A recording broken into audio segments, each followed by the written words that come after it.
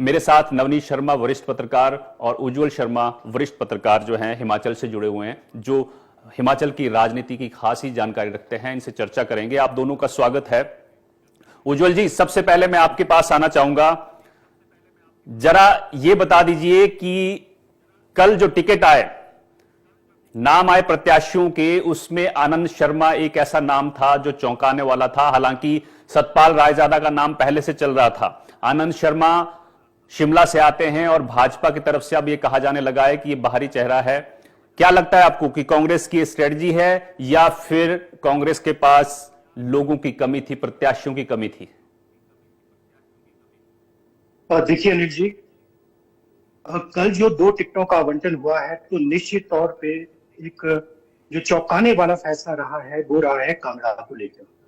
क्योंकि आनंद शर्मा जो मूलतः शिमला से बिलोंग करते हैं और जिनकी राजनीति दिल्ली में रही है, वो अचानक कांगड़ा से कांग्रेस के प्रत्याशी घोषित किए गए।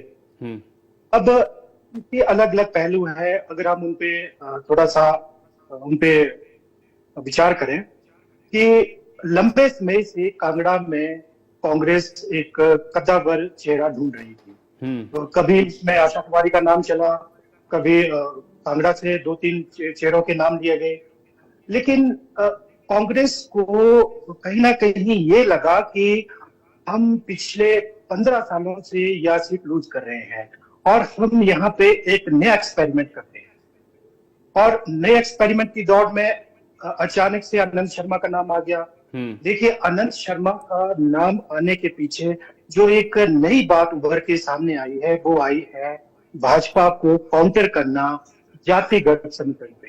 भाजपा ने ब्राह्मण चेहरा उतारा है, राजीव भारद्वाज। अच्छा, राजीव भारद्वाज की बात करें तो राजीव भारद्वाज भले ही संगठन में लंबे समय तक एक्टिव रहे हैं, लेकिन कहीं ना कहीं उनकी एक मास लीडर वाली छवि नहीं है। इस चीज को कांग्रेस ने बड़ी गहनता से देखा और फिर मंथन हुआ कि हम ब्राह्मण चेहरे के तौर पर किसको यहाँ प्रोजेक्ट करें। देखिए, जो सियासी खबरें छन के आई है उसके मुताबिक ये था कि आनंद शर्मा को पूछा गया कि हाईकमान द्वारा कि आप लड़ने के इच्छुक हैं तो हम आपको कांगड़ा से उतार सकते हैं। अब मैं जब आनंद शर्मा पे नहीं इसकी हामी भरी तो उनको यहाँ से कैंडिडेट अनाउंस किया गया।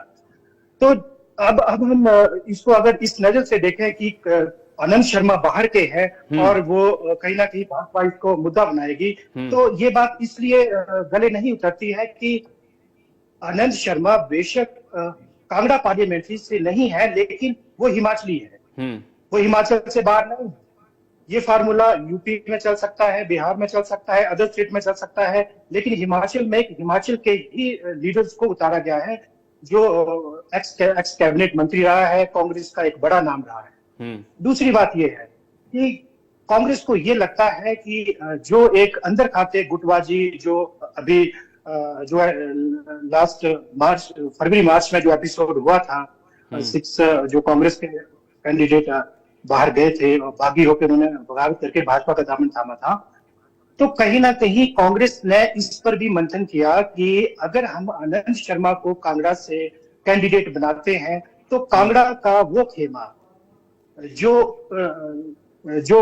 फुटों में विभाजित है उसको एक किया जाए और निश्चित तौर पे वो एक होगा। क्योंकि कांगड़ा डिस्ट्रिक्ट की बात करें तो कांगड़ा में अभी एंटी वीरभद्र कैंप ज्यादा एक्टिव नहीं है, जो है वो सुक्खू कैंप के साथ वो आ गया है। अब जो वहां पे बड़े नाम है, चाहे वो विप्लव ठाकुर हो चाहे आशा कुमारी हो, ये आनंद शर्मा के साथ के हैं और निश्चित तौर पे ये आनंद शर्मा को सपोर्ट करेंगे। तो कांग्रेस को ये लगता है कि जो भी यहाँ पे जितने भी लीडर्स हैं वो तमाम लीडर्स को एकजुट करके जो है वो यहाँ पे कांग्रेस के जो एक कैडर है उसको स्ट्रेंथन करेगी। एक तो ये बात आ गई। दूसरा जातिगत कार्ड आ गया। तीसरा जो आनंद शर्मा है वो कहीं ना कहीं एक राष्ट्रीय छवि उनकी निश्चित तौर पे है, एक बड़ा नाम है, तो उससे भी कांग्रेस जो है वो इस इलेक्शन में बनाएगी। देखिए, ये तो एडवांटेज हो गई। अगर हम डिसएडवांटेज की बात करें तो उसमें एक पक्ष ये भी है कि आनंद शर्मा ने अभी तक कोई भी इस तरह का इलेक्शन नहीं लड़ा है सिर्फ एक उन्होंने विधानसभा का इलेक्शन लड़ा था शिमला में 1982 में। तो काफी लंबे समय तक वो जो है वो हिमाचल की, खासतौर पर हिमाचल की पॉलिटिक्स से वो अछूते रहे हैं। तो ये डिसएडवांटेज हो सकती है। लेकिन ओवरऑल जो है वो कांग्रेस को ये लगता है कि आनंद शर्मा यहाँ जो है वो एक इंटरेस्टिंग कॉन्टेस्ट क्रिएट कर सकते हैं पार्टी के लिए। ठीक है, नवनीत जी आपका क्या मानना है? क्या लगता है आपको कि आनंद शर्मा को उतारकर कांग्रेस ने बहुत बढ़िया काम किया है, या फिर कांग्रेस के पास प्रत्याशी नहीं थे, मजबूरी थी, ब्राह्मण चेहरा उन्होंने उतारा है कांगड़ा की सीट पर? कांगड़ा का इतिहास क्या रहा है, आप थोड़ा दर्शकों को बताइए कि जातीय समीकरण वहां काम करता है या फिर जो देश की राजनीति की हवा जिस तरफ है उस तरफ वहां के लोग वोट करते हैं? जी अनिल जी, सबसे पहले बहुत आभार मुझे अवसर देने के लिए अपनी बात रखने का। आपने पूछा कि कांगड़ा में क्या आनंद शर्मा जी को उतार के कांग्रेस ने बहुत अच्छा काम किया है, या क्या ये उनकी जो ये स्ट्रेटेजी है वो काम आएगी या नहीं। आप देखें कि ये कुछ एक फैसले ऐसे होते हैं कि जिनके पीछे परिस्थितियां होती हैं, और परिस्थितियों के बाद फिर उनको कोई ना कोई उसमें संदेश एनकोड कर दिया जाता है, जो फिर एक्सपेक्ट किया जाता है कि जनता उस संदेश को उसी संदर्भ में डिकोड भी करे।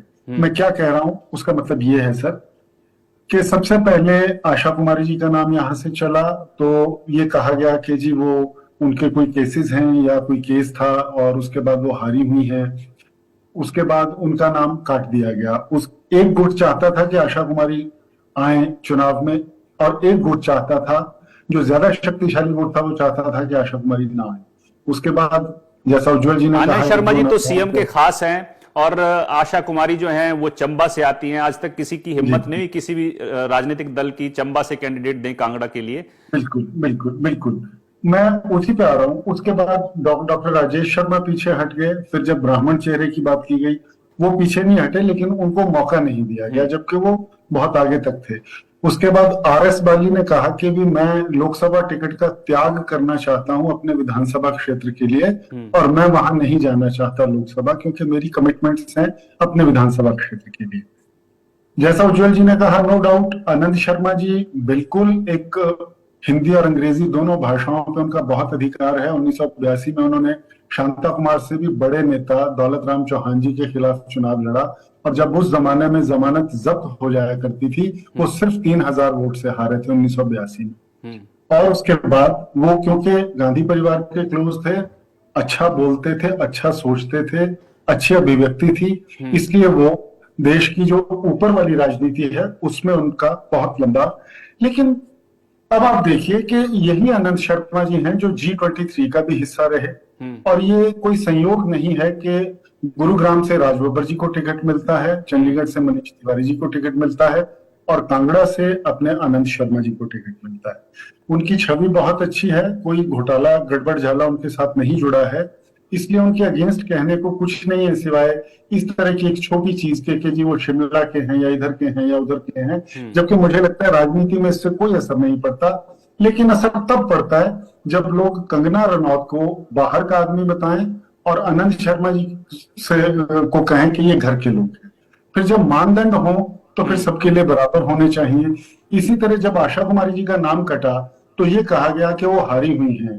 तो मेरा प्रश्न ये है कि क्या सतपाल रायजादा जी हमीरपुर पार्लियामेंट्री सीट से क्या वो जीते हुए थे? तो ये अपनी अपनी सुविधा के लिए गढ़े गए मानक हैं। अब पार्टी ने राष्ट्रीय स्तर पर ये संदेश दे दिया कि जो लोग हमारे आंतरिक लोकतंत्र में हमें क्रिटिसाइज करते हैं, हम उनको भी कभी ना कभी चुनाव का मौका या उनकी बात सुनते हैं, उनको अवसर प्रदान करते हैं। ये तो हो गया राष्ट्रीय स्तर पर मैसेज। अब हिमाचल में मैसेज ये हो गया कि ब्राह्मण के सामने ब्राह्मण है, और दोनों ही कैंडिडेट संयोगवश ऐसे हैं जिनका चुनावी राजनीति से सरोकार नहीं रहा है। लेकिन एक कैंडिडेट के पीछे उसका पूरा काडर है, एक कैंडिडेट के पीछे उसके पूरे पन्ना प्रमुख तक हैं। दूसरे कैंडिडेट को ये सपोर्ट मिलती है या नहीं मिलती है, ये वक्त बताएगा। जहां तक ये एक थ्योरी है कि आनंद शर्मा जी के नाम पे सारे बड़े नेता इकट्ठे हो जाएंगे, कुछ हद तक मैं उस थ्योरी से सहमत हूं, लेकिन मैं पूरी तरह सहमत नहीं हूं, क्योंकि 10 या 11 जितने विधायक कांगड़ा से हैं वो सबके सब एक सीट में जाएंगे। मुझे मेरी अपनी जानकारी के मुताबिक इसमें शक है।